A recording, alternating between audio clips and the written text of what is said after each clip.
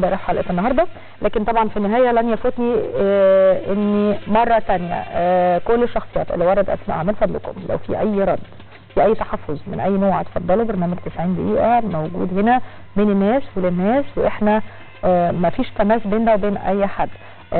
في حاجه ثانيه، سيد مدير امن القاهره طبعا له كل الاحترام وكل التقدير وبنقدر ونثمن مجهوداته، واحنا عارفين انه الظرف حرج والظرف صعب، وانه احنا نعتبر في حاله طوارئ في مصر نظرا حاله طوارئ مضحكه.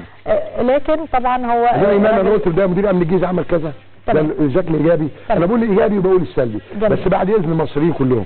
انا نايم هنا لغايه ما يجي عمرو الشبكي، مش هتحرك، انا هنا هعمل خيمه وانام هنا. انا مستنيك يا عمرو الشبكي انت والفقيه ابو الخيمه ليه يا فندم؟ اوضتي موجوده جوه بعد اذنكم. انما هتتكلم في غيابي وتزور تاني وتضلل تاني، ما انت قلت على مصر كانت في انقلاب، كذاب. طيب اقول لك حاجه، اذا احنا بكره في انتظار. لا ثانيه واحده، بكره احنا